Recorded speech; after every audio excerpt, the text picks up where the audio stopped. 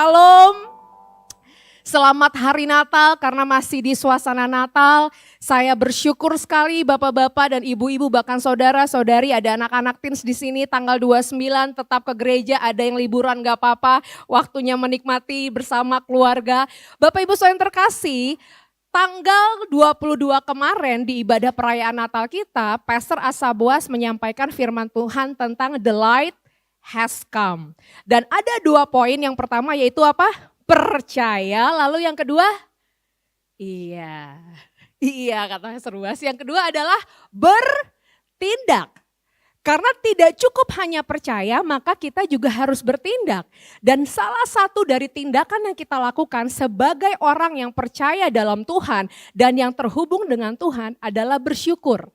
Kenapa tema khotbahnya 3 kali disebut? Bersyukur, bersyukur, dan bersyukur. Penelitian mengatakan kalau ada satu kata dikatakan berulang-ulang, maka kata itu akan terekam di bawah memori kita. Jadi doa saya, doa harapan kita semua adalah masuk ke tahun 2025, kata ini kita ingat terus. Bersyukur, bersyukur, dan bersyukur. Coba boleh bilang kiri kanannya, bersyukur, bersyukur, dan bersyukur. Ini satu kata yang simple, tapi di 1 Tesalonika 5 ayat 18 firman Tuhan katakan, inilah yang dikehendaki Tuhan di dalam Kristus Yesus untuk kita mengucap syukur. Memang hal yang sepertinya kata ini sederhana Bapak Ibu, tapi kata ini mempunyai kuasa yang luar biasa. Ada amin? Kalau kita hidupnya baik-baik saja, kalau kita sedang diberkati, sangat mudah buat kita bilang terima kasih Tuhan.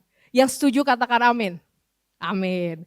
Tapi kalau kita sedang dalam kesusahan, dalam pergumulan, bahkan dalam proses menunggu jawaban doa tetapi sepertinya tidak berubah, maka mudah buat kita untuk katakan bersyukur. Katakan amin.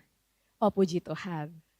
Jadi saya percaya semua kita yang di sini apapun proses hidup kita, kita tetap bersyukur kepada Tuhan. Amin. Boleh lihat kiri kanannya, boleh bilang ini, saya bersyukur memiliki engkau di hidupku. Kalau yang bukan punyanya jangan dibilang ya. Ini khusus keluarga atau sahabat ya, atau anak atau hubungannya dengan keluarga satu sama lain. Seringkali kadang-kadang mengucap syukur dari hal yang paling kecil itu kita bisa lupa Bapak Ibu, betul? Kita bertemu dengan keluarga kita setiap hari, tapi kita kadang-kadang lupa bersyukur sama Tuhan untuk keberadaan Dia dalam hidup kita. Ada yang bilang, Ibu Ellen atau Kak Ellen, ya saya nggak bisa bersyukur karena dia lebih banyak menyakiti saya daripada menyenangkan saya. Berarti faktanya memang buat kita lebih mudah bersyukur ketika sesuatu menyenangkan hati kita dibanding ketika sesuatu tidak menyenangkan hati kita. Tapi kita akan sama-sama belajar bahwa apapun situasinya, firman Tuhan katakan, mari kita tetap bersyukur. Firman Tuhan pagi ini terambil dari Mazmur 138. Mazmur 138 yang ditulis oleh Daud, dan kalau judul perikopnya diberikan oleh Lembaga Alkitab Indonesia adalah nyanyian syukur dalam kesesakan. Judul perikopnya saja sudah nyanyian syukur dalam kesesakan. Tandanya Daud adalah salah satu pribadi yang berhasil bersyukur kepada Tuhan walaupun dia dalam kesesakan. Ya, saya akan membacanya ayat 1 dari Daud. Aku hendak bersyukur kepadamu dengan segenap hatiku dan bermazmur bagimu di hadapan para ilah bangsa-bangsa. Aku hendak sujud ke arah bait-Mu yang kudus dan memuji nama-Mu. Bapak Ibu Saudara yang terkasih jemaat Tuhan, ayat ini terambil dari kitab terjemahan baru ya. Jadi kalau Bapak Ibu ada Alkitab di handphone pasti berbeda karena ini terjemahan yang baru yang kedua. Nah di sini dikatakan oleh Daud, aku hendak bersyukur dengan segenap hatiku. Jadi rupa-rupanya waktu kita bersyukur itu bukan asal-asal Bapak Ibu Saudara yang terkasih. Bersyukur harus lahir dari kesungguhan hati. Hati yang sangat sungguh-sungguh bersyukur kepada Tuhan. Daud adalah orang yang mengalami kasih karunia Tuhan luar biasa. Dia tahu sekali Tuhan menyertai kehidupannya. Dia tahu sekali bahwa kasih Tuhan itu begitu besar karena Daud bukan hanya Bapak Ibu hidupnya selalu baik-baik saja. Dia pernah jatuh dalam dosa. Dan yang dia rasakan adalah kasih karunia Tuhan begitu besar menerima dia kembali. Bahkan Tuhan menyertai dia dan memberi dia kekuatan dalam dia menjalani konsekuensi yang dia dapat karena dia jatuh dalam dosa. Sehingga pengalamannya dengan Tuhan itu yang membuat Daud bersyukur dengan segenap hati. Saya percaya Bapak Ibu Saudara terkasih tadi waktu Pastor Boas bilang ke istrinya, saya bersyukur punya kamu di hidup saya. Iya. Pastinya Pastor Boas dengan sungguh hati, betul? Betul. Kenapa dengan sungguh hati Bapak Ibu? Karena tahunan demi tahun, tahun demi tahun atau tahunan yang mereka sudah lalui bersama. Betul? Sudah ada pengalaman yang mereka lalui bersama. Ini yang Daud alami. Sudah ada pengalaman yang Daud alami bersama Tuhan sehingga ucapan syukurnya mengalir dari hatinya dengan sangat sungguh-sungguh. Nah ini yang luar biasa Bapak Ibu. Ternyata dari ucapan syukur Daud yang dengan penuh kesungguhan lahir pujian bagi Tuhan dan hati yang selalu terarah kepada Tuhan. Karena firman Tuhan berkata, aku hendak sujud ke arah bait-Mu. Pada waktu itu orang Israel berdoa menghadap apa? Yerusalem karena di situ bait Allah berada. Dan dikatakan oleh Daud, aku sujud ke arah bait-Mu. Maksudnya adalah Daud memfokuskan hidupnya, mengarahkan hatinya hanya kepada Tuhan. Dan ini bisa dia alami ketika dia mulai dengan bersyukur. Bapak Ibu Saudara yang terkasih, saya mau bilang begini. Kalau kita bisa bersyukur, maka kita bisa berdamai dengan situasi kita. Saya ulang. Kalau kita bisa bersyukur dalam segala hal, maka kita bisa berdamai dengan situasi kita, bahkan hati kita akan terus terarah kepada Tuhan. Maksudnya apa? Banyak orang gak bisa bersyukur karena dia belum berdamai dengan situasi hidupnya. Dia masih lihat sepertinya kekecewaan terus terjadi di hidupnya. Dia berdoa, dia lihat orang yang dia doakan tidak berubah selama bertahun-tahun. Dan dia tidak bisa berdamai dengan itu sehingga dia tidak bisa mengucap syukur. Orang yang tidak mengucap syukur pasti hatinya tidak terarah kepada Tuhan. Orang yang bisa bersyukur hatinya pasti terarah kepada Tuhan. Saya percaya Bapak Ibu Saudara yang terkasih, setiap pemuji penyembah yang di sini, mereka menyembah Tuhan dengan enggak asal-asalan. Tapi pujian yang mereka naikkan lahir dari hati yang penuh ucapan syukur karena sudah mengalami pengalaman bersama Tuhan. Karena kalau kita memuji Tuhan dan kita hanya sekedar menyanyi tidak lahir dari pengalaman kita bersama Tuhan, pasti pujiannya rasanya kering. Betul gak Bapak Ibu? Berarti tadi rasanya gimana? Amin, rasanya apa? Sangat diberkati. Kenapa? Kembali lagi, karena ketika kita bersyukur dengan kesungguhan hati, maka akan lahir pujian bagi Tuhan dan hati kita selalu terarah kepadanya. Bapak Ibu Tuhan tahu hati kita loh, Tuhan yang paling mengenal hati kita. Apakah kita sungguh-sungguh atau tidak? Kalau kita baca nanti ya, di ayat yang ke-7 dikatakan Tuhan itu dia maha tahu. Dia membela orang yang hina, bahkan orang yang sombong aja dari jauh dia udah tahu jalannya. Maksudnya apa Bapak Ibu? Tuhan tahu hati kita ketika kita tidak sungguh-sungguh bersyukur kepadanya atau ketika kita tidak mampu bersyukur kepadanya. Dan bagian kita datang sama Tuhan, bilang sama Tuhan apa adanya. Ada amin Bapak Ibu? Saya pernah dalam situasi hidup saya bilang sama Tuhan, Tuhan maaf ya, saat ini saya lagi gak bisa bersyukur. Saya terlalu pahit, saya merasa hidup saya dalam titik paling rendah. Kenapa yang saya inginkan, yang saya sayangi, Tuhan ambil dari hidup saya. Waktu itu ayah saya, Bapak Ibu saya sangat dekat dengan ayah saya. I'm daddy's little girl gitu ya. Karena ayah saya dulu, ini saya bersaksi Bapak Ibu pernah berpisah dengan ibu saya. Sehingga saya anak broken home dan ketika mereka bersatu kembali, saya merasakan cinta yang luar biasa antara ayah saya dan saya, ada pemulihan gitu. Sehingga saya merasa sama Papi itu deket banget setelah akhirnya mereka kembali memutuskan untuk bersatu dalam rumah tangga. Dan ketika Bapak Ibu, Tuhan mulai pulihkan papi saya, bertahun-tahun setelahnya dia menerima Yesus sebagai juru selamat, 6 bulan kemudian dia meninggal. Secara manusia saya bilang, Tuhan maaf, saya pahit. Kenapa ketika hubungan saya dengan papi saya begitu baik, kenapa Tuhan ambil? Dan saya bilang apa adanya, maaf Tuhan, saya tidak bisa bersyukur. Bapak Ibu tahu apa yang terjadi? Ketika saya berbicara seperti itu, dari hati saya tiba-tiba ada, saya nggak tahu dari mana, tapi tiba-tiba dari hati saya keluar di pikiran saya bilang gini, terima kasih Tuhan.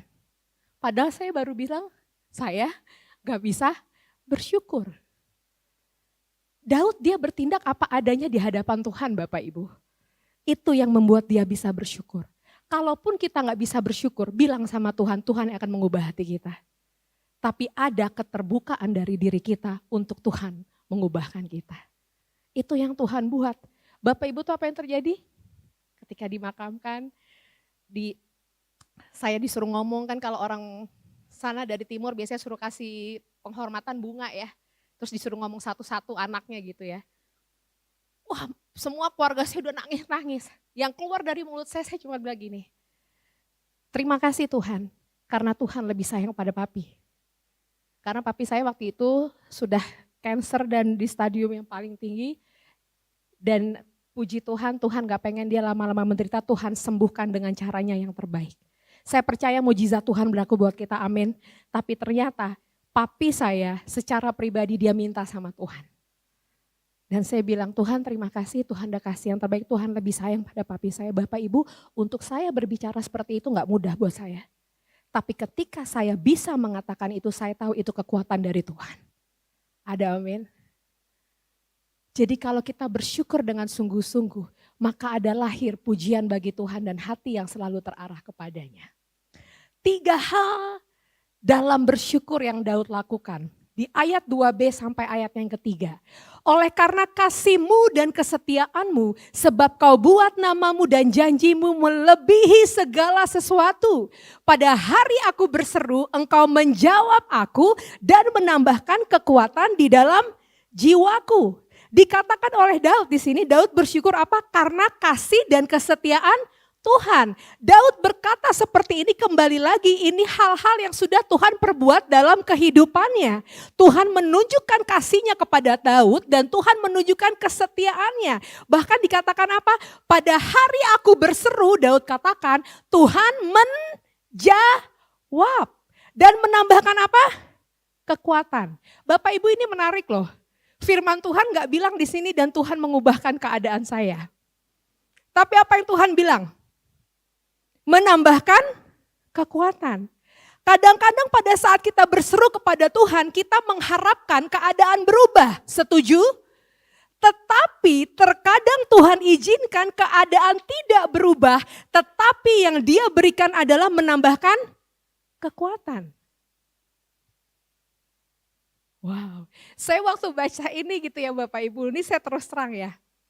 Tadi malam itu, saya nggak mau ganggu suami saya ya, dia istirahatnya nyenyak sekali. Saya itu mengalami sakit lah gitu ya, nggak enak sekali di bekas jahitan dan kaki saya nggak tahu kenapa. Jadi setiap 1 jam saya bangun gitu, setiap 1 jam bangun gitu. Sempet saya tuh bangunan yang keempat atau ketiga, terus saya nangis, saya bilang gini, Tuhan saya pengen tidur, kok kayaknya susah banget ya, mau tidur aja sakit gitu. Terus tiba-tiba Bapak Ibu Saudara terkasih, Roh Kudus mengingatkan saya, kamu ngucap syukur sama Tuhan. Terus saya nangis, saya bilang, nih Tuhan nih suka begini ya, kalau kita mau melayani Tuhan bawa firman Bapak Ibu, percayalah kita yang diuji lebih dulu. Lalu saya bilang, Tuhan iya saya tahu, saya bersyukur, tapi saya minta Tuhan sembuhkan, kan mujizat Tuhan bisa. Kalau Tuhan bilang sembuh, gak sakit-sakit, gak ngilu, tidurnya enak kan bisa Tuhan. Bapak Ibu bayangin ya, saya masih tetap tanda kutip bernegosiasi. Tapi kencang Roh Kudus bilang, mengucap syukur Ellen. Bapak Ibu tahu gak apa yang terjadi? Saya bilang, Tuhan terima kasih, saya bilang. Kaki saya sakit, saya udah nangis. Terima kasih Tuhan, perut saya sakit. Terima kasih Tuhan. Saya mau tidur enak. Apa yang terjadi Bapak Ibu? Saya tidur enak, saya bangun, kaki saya nggak sakit, perut saya nggak sakit. Tepuk tangan dulu dong buat Tuhan. Tapi maksudnya gini Bapak Ibu, terkadang kalaupun Tuhan masih kasih sakit kaki saya dan perut saya, tapi ketika saya mau berdamai dengan situasi dengan mengucap syukur, maka saya akan diberikan Tuhan kekuatan untuk melaluinya. Ada amin? Kalau Bapak Ibu saat ini sedang diperhadapi dengan hal-hal yang tidak mudah bagi kehidupan kita, berdamai dengan situasi itu dengan mengucap syukur kepada Tuhan. Perkatakan kalau Tuhan yang sudah menolong saya di masa lalu, maka Tuhan yang sama akan menolong saya di masa saat ini. Seperti yang Daud lakukan. Dan ada kekuatan yang Tuhan berikan dalam kehidupan kita. Daud bersyukur untuk masa lalu, untuk segala perbuatan dan janji Tuhan yang sudah ia alami Bapak Ibu. Banyak hal Bapak Ibu, kalau sekarang saya minta Bapak Ibu berpikir dalam 5 menit. 20 hal yang Tuhan sudah perbuat dalam kehidupan Bapak Ibu Saudara terkasih. Pasti munculnya cepet gak? Pasti. 5 menit deh Bapak Ibu. Berarti dengan kata lain sudah banyak sekali yang Tuhan buat dalam kehidupan kita. Mari ucapan syukur akan masa lalu itu yang membuat kita kuat untuk mengucap syukur menghadapi segala sesuatu yang kita hadapi. Berarti yang pertama adalah bersyukur untuk masa lalu. Untuk setiap hal yang sudah Tuhan perbuat, untuk setiap janji Tuhan yang sudah kita alami. Yang kedua, ayat 4 dan ayat 5. Hendaklah semua raja di bumi bersyukur kepadamu ya Tuhan, sebab mereka telah mendengar janji dari mulutmu. Hendaklah mereka bernyanyi tentang jalan-jalan Tuhan, sebab besar kemuliaan Tuhan. Kata hendaklah di sini Bapak Ibu satu ajakan yang sebenarnya sebelum dilakukan, karena kalau di terjemahan yang sebelumnya dikatakan semua raja di bumi akan. Berarti Daud saat ini sedang bersyukur untuk sesuatu yang akan terjadi. Dan diteguhkan di ayat 8. Daud berkata, wah ini ayat yang suka dipegang banyak orang nih Bapak Ibu.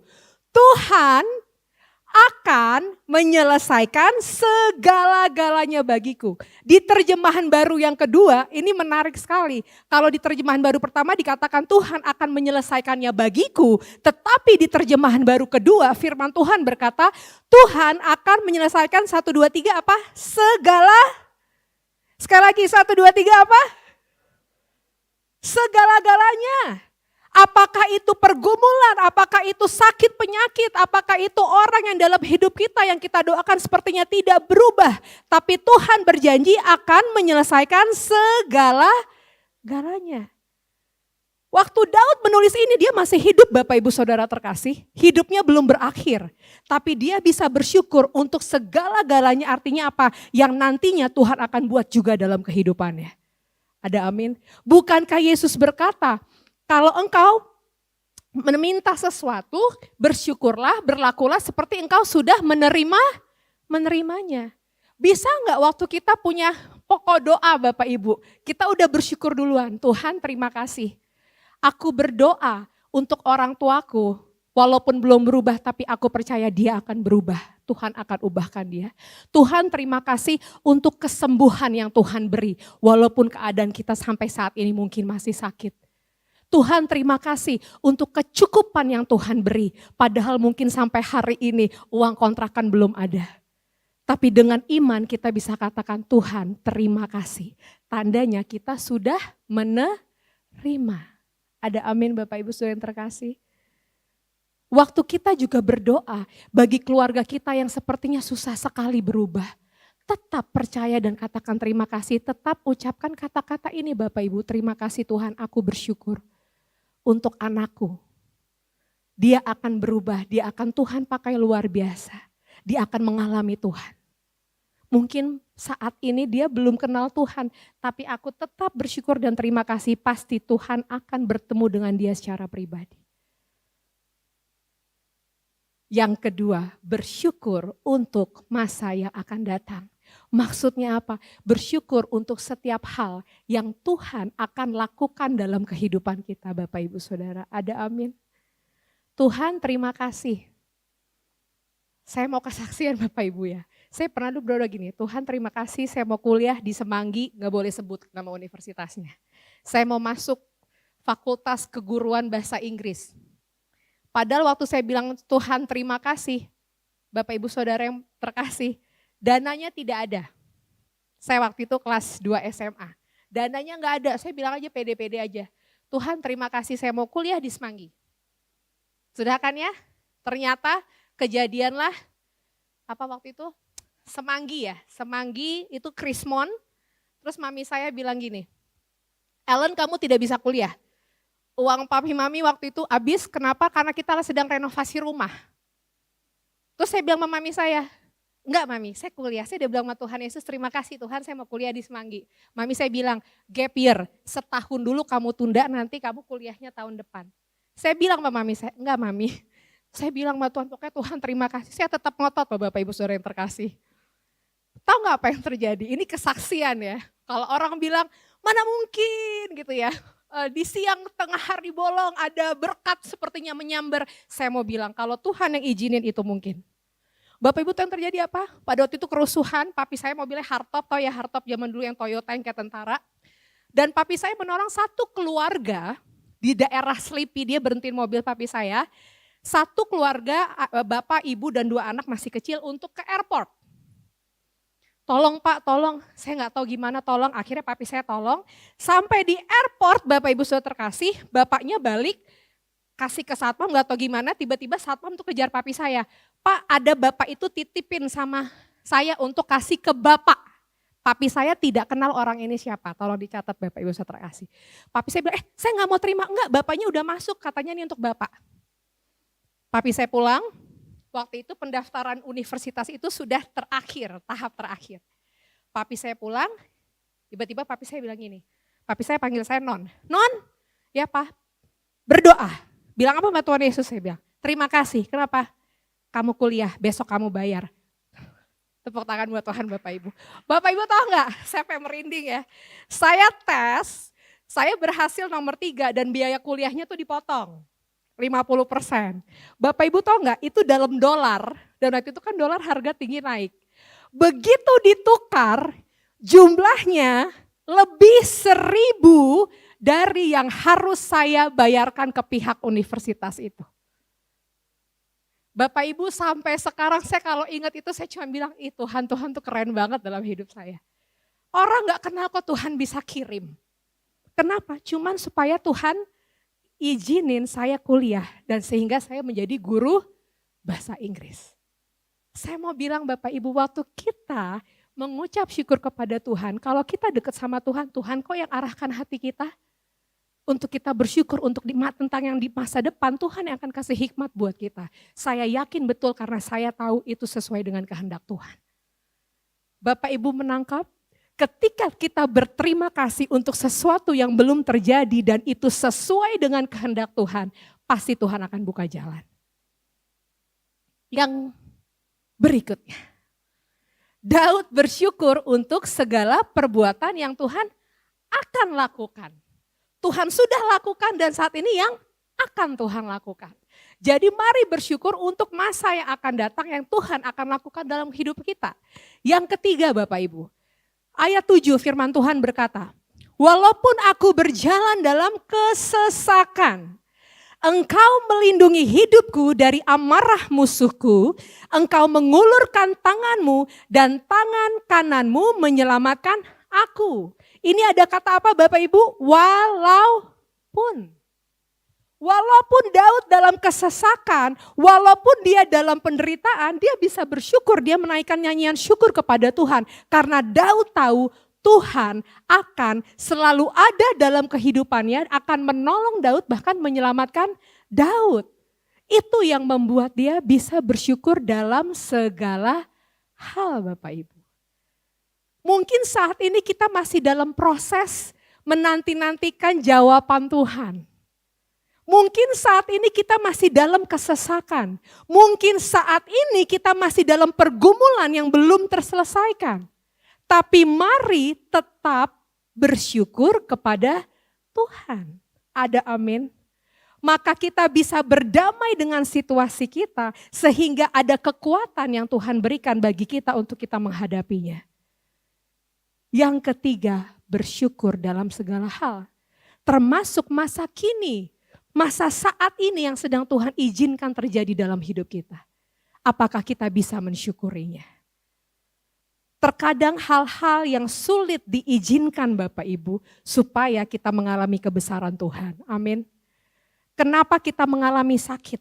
Supaya kita bisa mengalami kesembuhan. Kenapa kita mengalami masalah? Supaya kita bisa mengalami tangan Tuhan yang luar biasa yang menolong kita dari masalah. Kenapa kita mengalami pintu yang tertutup? Supaya kita bisa mengalami Tuhan, kita bisa buka pintu, setiap pintu dibukakan.